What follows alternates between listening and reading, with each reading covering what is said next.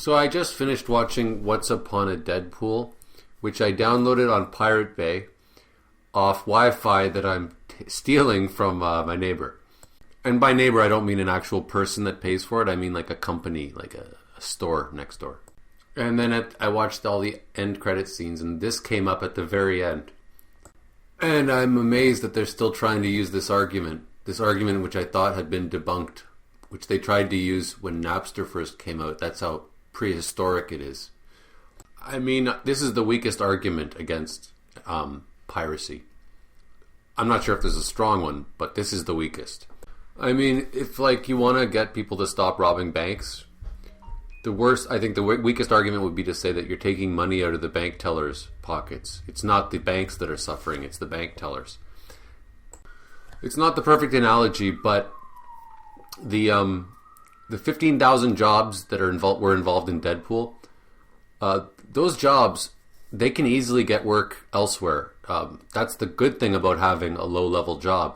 You're always in demand, and there's always going to be work. Now let's just get out of the way the fact that people who are downloading illegally are not going to feel guilty. It's going to be very difficult to make them feel bad and get them to stop.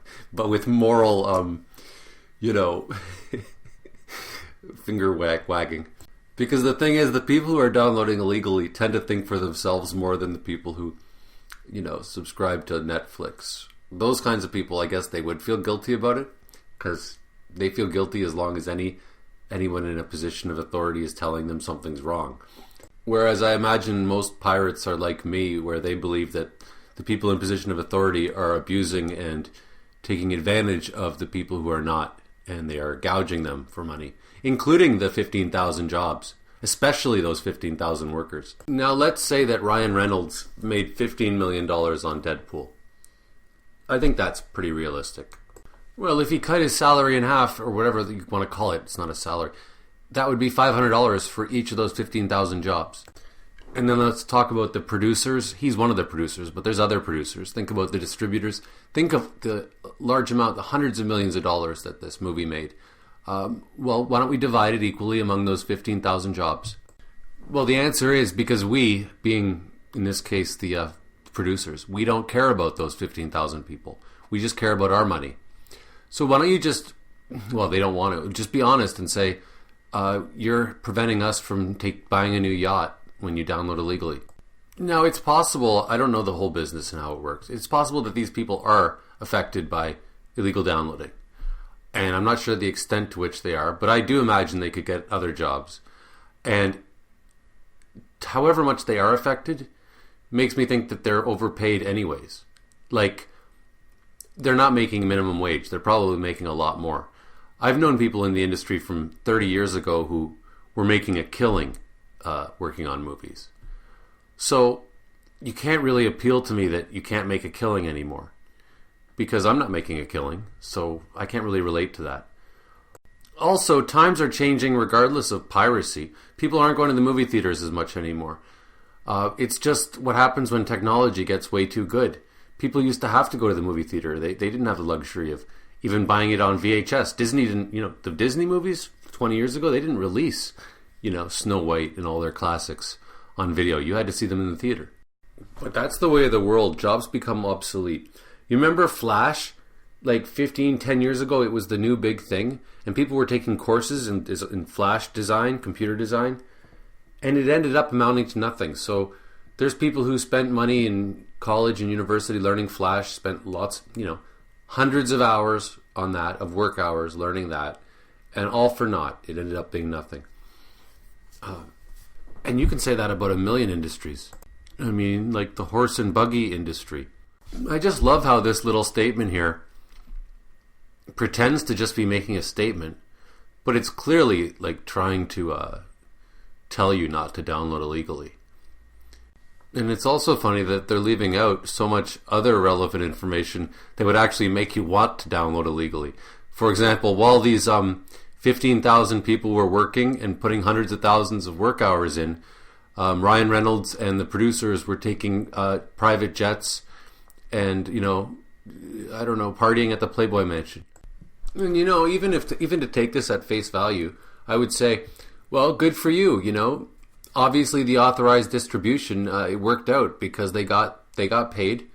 Obviously, there's enough people who have enough money to to buy it, pay for it the right way, like on Netflix or go to the theater. So good for you. We all win, don't we?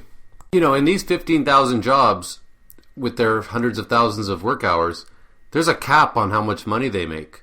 So if the movie does even better, it's not like they're going to make more money. So I might as well download it illegally rather than pay money for it, right? Because they already got their money. Right? If I give any money to Once Upon a Deadpool at this time, it's not going into their pockets. It's going into the pockets of the producers so they can make an unbelievable, disturbing amount of money. A despicable amount of money. And just to rub it in, I've downloaded a lot of movies today that I plan on watching. I'm taking a break off of my retirement from pop culture.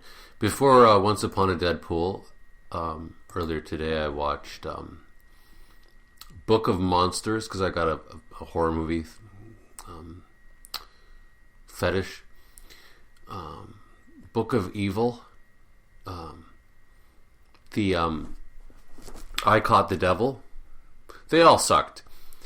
And I'm going to watch, I just finished downloading The House with a Clock in Its Walls, Assimilate, Life Changer, The Possession of Hannah Grace. And I did it all illegally. I'm not paying a penny for it. And so I just thought I'd rub it in a little bit.